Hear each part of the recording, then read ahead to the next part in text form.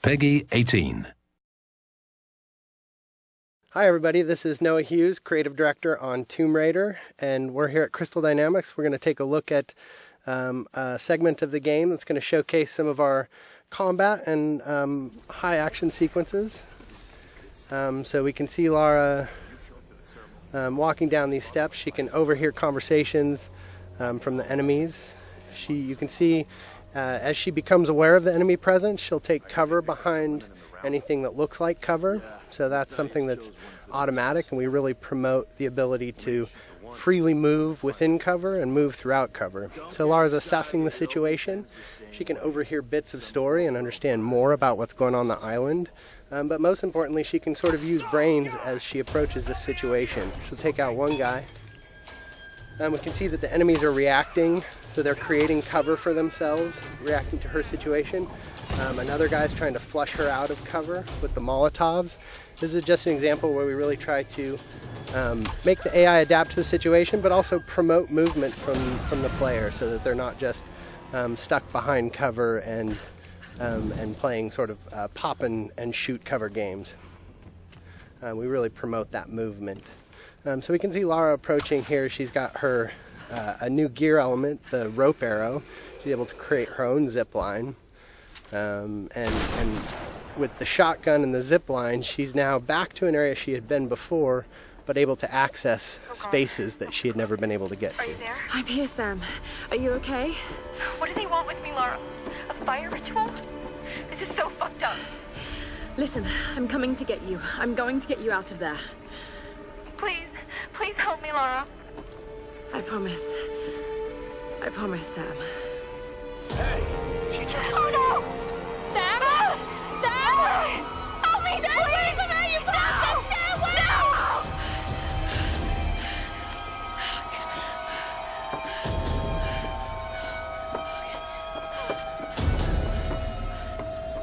So we can see that Lara's friends, in particular Sam, is in trouble, and she has a very clear goal now, which is to make her way to the Scavenger fortress where Sam is being held. So she knows that's down at the bottom of the mountain, and she's going to find a way down. I don't know. Another part of the plane? Keep working. I'll go check it out.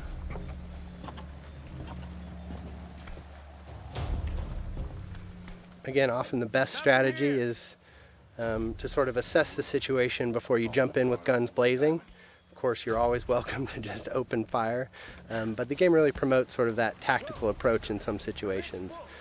So Lara's able to wait till she has a clear vantage of the situation without being spotted by the enemies. She sees an opportunity in the fire, and she's able to open combat by really decimating the enemies with the environmental opportunities and then finishing off any stragglers. Now, last time we showed this space, we took the left route, and this is just an example of a forked path where you can see them coming up the path that we would have come down naturally. But because Lara's observant and she's taking advantage of her traversal in the environment, she can get the drop on these guys in a way that you may not if you weren't necessarily utilizing traversal to progress and keeping your eyes open for those opportunities. So again, Lara using the barrels as part of the environment to sort of create chaos within the enemy AI and take advantage of that chaos. So again, Lara just not necessarily being all about the biggest firepower, but really trying to use a tactical approach to combat.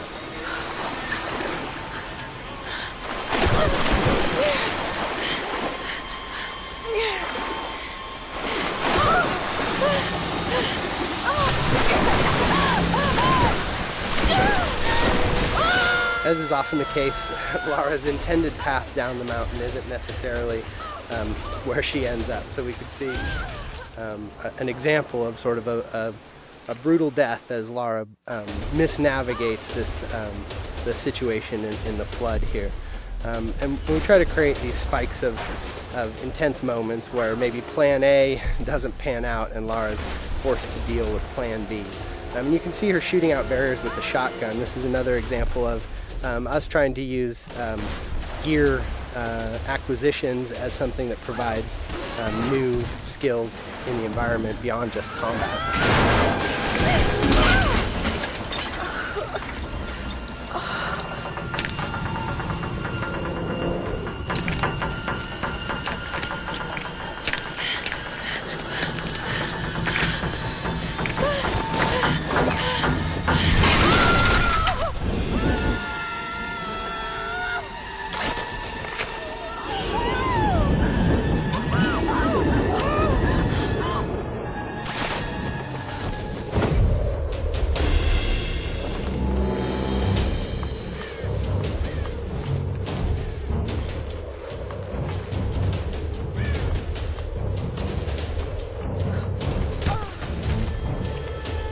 can see that Lara's been able to adapt to this turn of events and manages to find her way down the mountain, but is a little bit worse for wear, having gone through a pretty traumatic descent.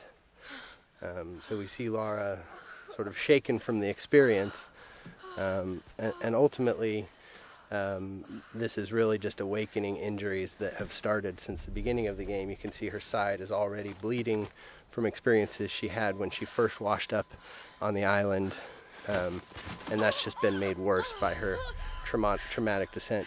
And so we're sort of introduced to this new space. This is the Scavenger town, and up on the mountain you can see the ancient palace, which has been fortified by the Scavengers, and really that's where Lara thinks Sam is being held, and so her goal, Sam and the others, so her goal is to really make her way into that palace.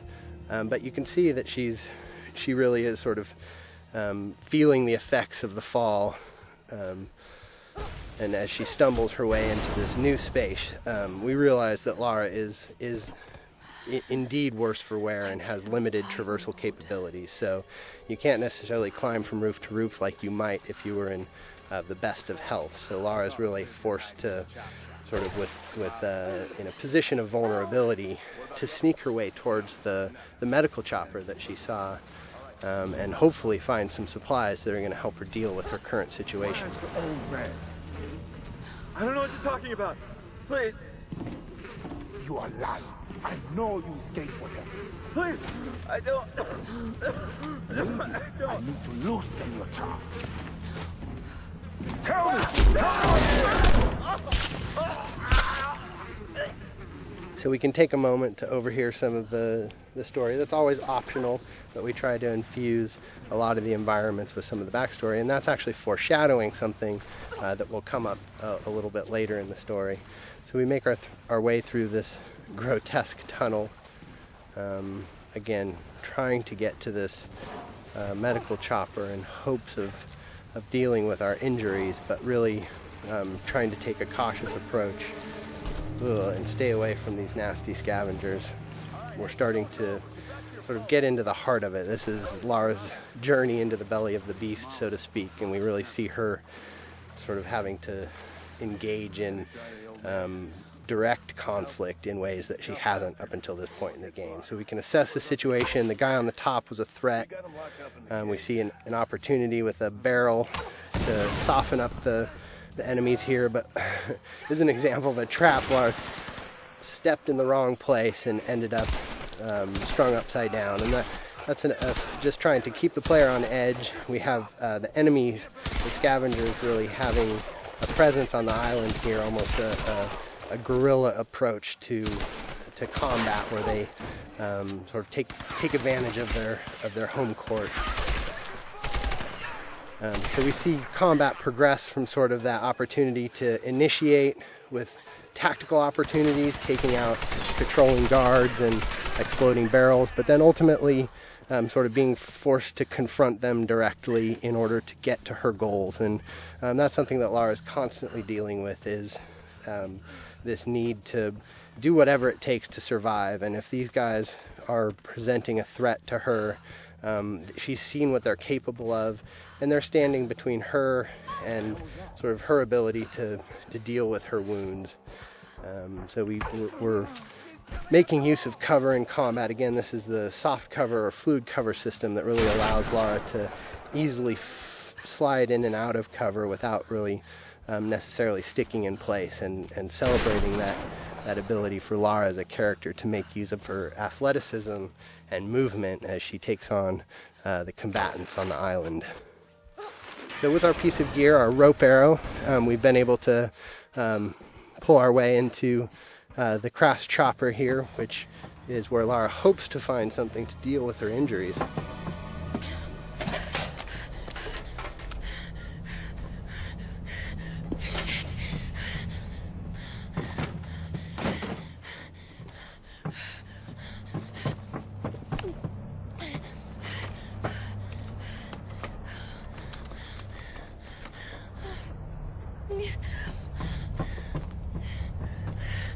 Sorry. All right, thanks everybody for joining us today. Stay tuned. We'll have some more things to show you down the road, but I hope you enjoyed our traversal down the mountain into Scavenger Hub today, and some more glimpses into our combat systems.